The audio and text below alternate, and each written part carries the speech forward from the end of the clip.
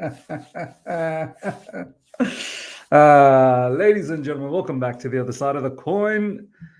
I remember a lot of you guys, when this news first broke out a few days ago, said, nah, this is fake news. Miz, why are you entertaining fake news? This is never going to happen. Do you know what?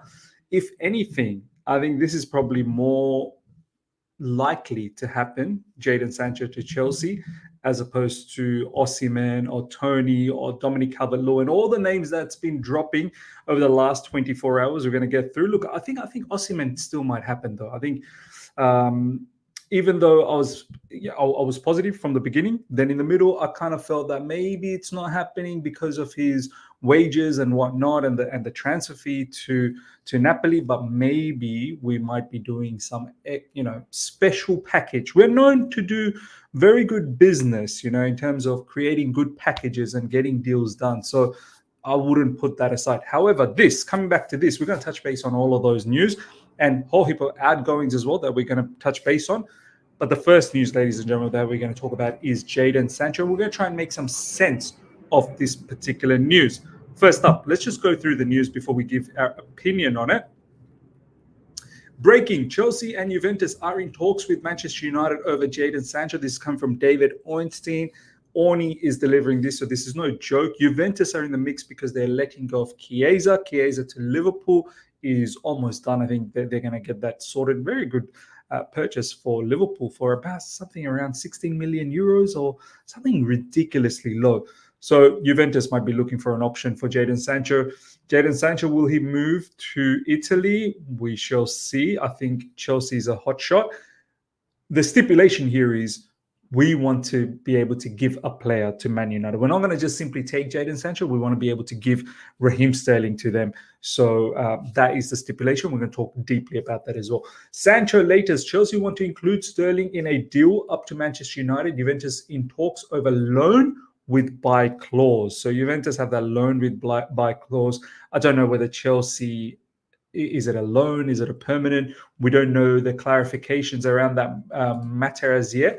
But let's talk a little bit about this situation. Now, for Chelsea, ladies and gentlemen, I think it makes sense. Even though I've said that this particular player is unnecessary, and I still hold by that he is unnecessary. We've got a plethora of attackers. And I picture Jadon Sancho potentially playing as a number 10. I don't think he's that quick enough in the Premier League to be a winger. He can be deployed as maybe an inside forward, but I think number 10 is his best position as a playmaker, just behind the attackers and just in front of the midfielders. So from Chelsea's point of view, you get rid of an older player in terms of Raheem Sterling, and then you buy in a player like Jadon Sancho, who's a lot younger, and it fits the project. Now, a lot of people may say, but Miz, he'll probably won't get any minutes. Raheem Sterling is already on the outer. How's this guy going to get minutes if he's replacing Sterling, who is not even featuring? Now, if you notice in our bench, generally we have two goalkeepers. So potentially one of the goalkeepers will come out and you'll have a spot for Jadon Sancho. The other factor is, I think Chelsea might be looking in the future. I think in the future, players like Nkunku, for example, I'm just throwing it out there. I feel like Nkunku down the track will be sold eventually. And maybe this is the last season for Nkunku. Next season, next summer, Nkunku is probably going to part ways. He is getting older as well. I believe he's 27. And someone like Jadon Sancho, what's Jadon Sancho's age? I'm sure Jadon Sancho is less than 25. I'm sure of it. 24, there you go. So yeah, someone like Jadon Sancho, from that perspective, makes sense. And Chelsea, if it's a permanent deal, for argument's sake, we don't know the stipulations around how long the terms are. Could be a loan, could be a permanent. But if it's a permanent deal, you best believe Chelsea's always looking to give long-term contracts, which will hold value for the player, and eventually, Chelsea will hope that it will increase. The player's value will increase. So, look, we let go of a player that's older. We bring in a younger player with quality as well. For Raheem Sterling too, I feel like him going to Man United probably the only club that's able to pay that level of wages that Sterling's on. Sterling will have to do some level of compromise as well. I don't know whether he's going to get the exact 325k that he's supposedly on at Chelsea. If he's going to get that at Man United, he'll have to make some compromise too. But for me, the way I look at it, you look at some of their attackers in the likes of Rashford, who looks like he's washed. Amad Diallo, he's young. Garnacho is young. Sterling will probably end up being one of their best wingers, if not their best winger. So, look, from Man United side of things, it makes sense. From Chelsea side of things, it makes sense. And similarly with Jadon Sancho, his wages, he'll have to compromise. Whatever wages he's on, and he's on smart wages at Man United, he's not going to be able to get that at Chelsea. He'll have to compromise as exactly how much he can earn. And I think that might be the stumbling block. But then again, Jadon Sancho, if you want to kickstart your career again, your career has stalled at the moment. You are 24. If you want to kickstart your career, you will have to financially take a bit of a hit. So, ladies and gentlemen, look, the news that turned out to be, a lot of people thought it's fake. It's not fake. It's not fake because it was coming from The Athletic. It had some legs on it. And now David Ornstein and Fabrizio Romano talking about it. I'm pretty certain this might happen. The fact being that we want to let go of Raheem Sterling, and Raheem Sterling could be quite suitable for Man United. I know a lot of the Man United fans are not very happy about it, but I think it makes sense. Ladies and gentlemen, let me know your thoughts. I think Sancho to Chelsea is an opportunity Chelsea will definitely entertain. Definitely entertain. Next up, ladies and gentlemen, breaking. Napoli believe Chelsea are going to bid for Osimhen on a permanent transfer due to drop in price tag. Chelsea want Osimhen on an incentive-driven contract. Otherwise, they are going to move onto other targets. So, excuse me.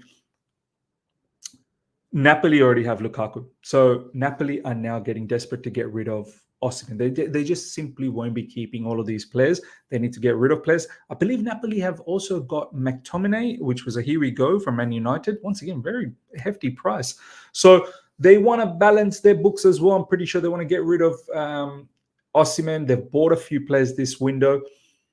And times are getting desperate because we are coming to the end of the transfer window, and this is when they will start panicking and they will have to reduce the price. So from the price perspective, I can understand that whatever the price they had on Osimhen, it will probably come down a little bit. But the stumbling block still, I believe, is the wages. Can we somehow manage to convince Osimhen to fit within our wage structure? And this looks like from Ben Jacobs, not too far-fetched. You know how I feel about Ben Jacobs when he provides news, but this is probably not too far-fetched, where Chelsea's known to make good business. We're known to have somehow finding fancy packages to get a deal done, and we potentially could have a deal done for Osimhen in an incentivized manner. So if you perform well, you're going to get paid well, but your base salary will be within our structure. It all depends on how many goals is the target for you. Can we make Champions League positions? And on that basis, you're going to get paid more. So let's see if Osimhen agrees on that.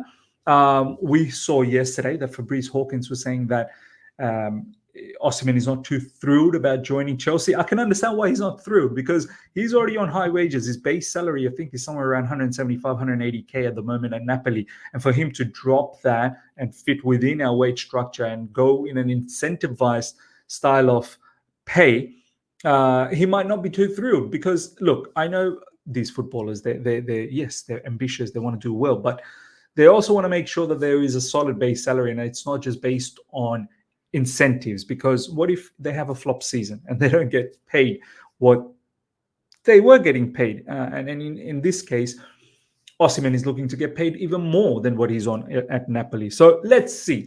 I think this will drag all the way till the last day. Potentially something can happen.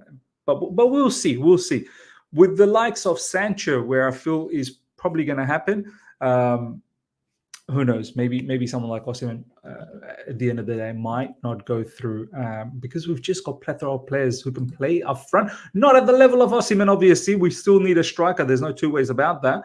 But just got enough bodies. Chelsea have failed in a move to sign Victor Osimhen as they are not willing to match his wage demand. So this is coming from another source.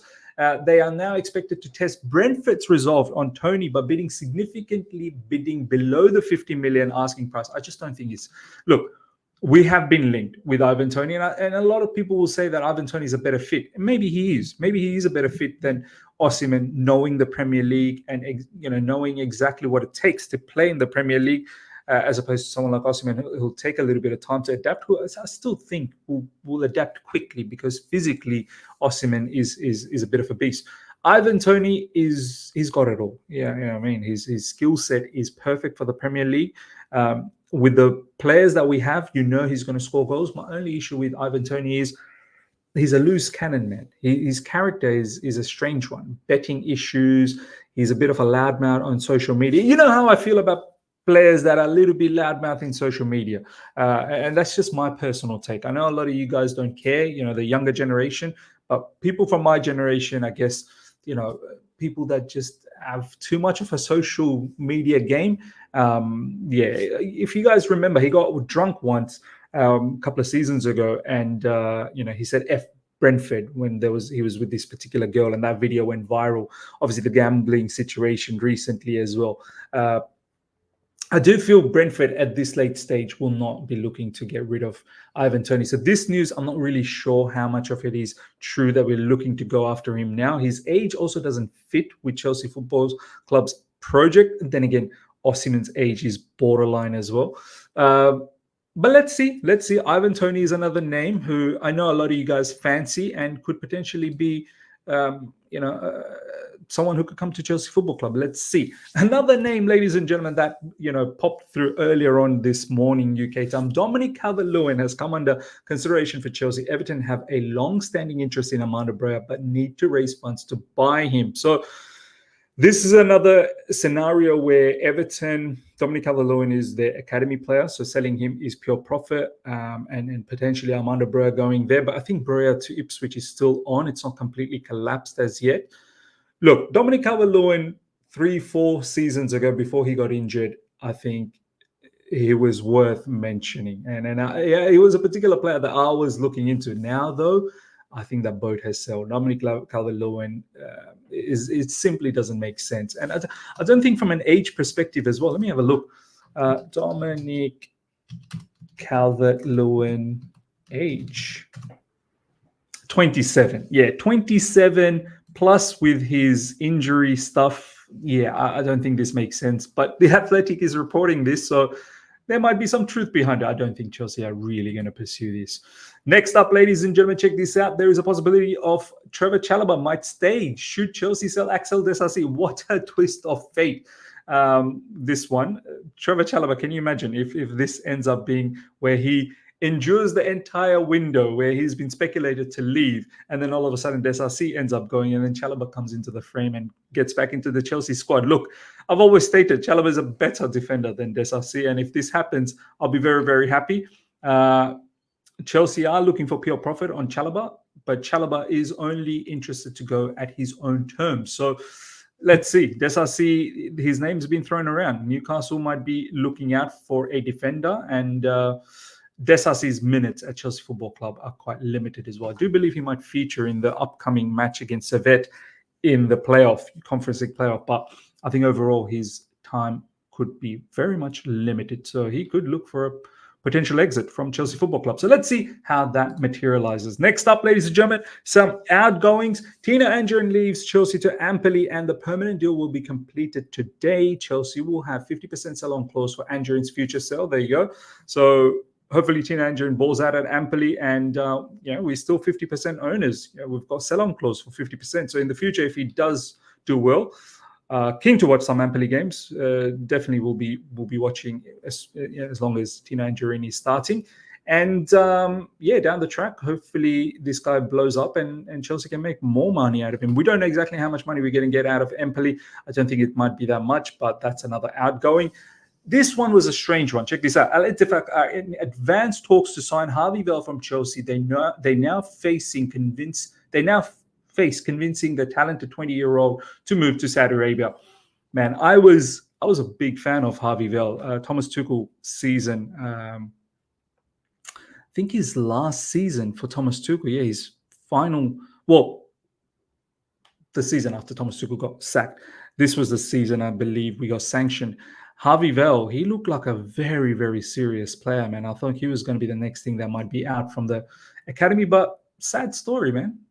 This is a reality check for all of us that not academy players will make it, and he's definitely one of them that's not made it. And now Saudi Arabia, wow. I mean, 20-year-old moving to Saudi Arabia, that's quite insane. You'd think that he'd want to establish himself first before going to a place like Saudi to make some money. I don't know how much money he might be on. He might get something ridiculous, and that might be a bit of a game changer for his life. So we shall see. But that's another player looks like on the outer for Chelsea Football Club. There's no buy option or obligation for Bournemouth in Kepa Arrizabalaga deal. It's just a straight loan. So Kepa to Bournemouth was a here we go earlier on today. So he's moving to Bournemouth. Yeah, I'm not sure what kind of a loan move this is for Kepa, but is he going to be number one for Bournemouth? I highly doubt it, man, because Bournemouth goalkeeper is actually a pretty good goalkeeper. So let's see what happens. Kepa's career is also going down the drain. Ipswich boss Kieran McKenna. Amanda Brea is a player we've spoken to. There are discussions ongoing with Chelsea. So looks like this is still on. It's not collapsed yet. I would love to see Brea go to Ipswich. But as I said, the issue was that in the medicals, there was some problems found with Amanda Brea. However, Ipswich is still looking to go ahead with it, considering there is a bit of a discount on that obligation to buy if Ipswich do end up staying in the Premier League.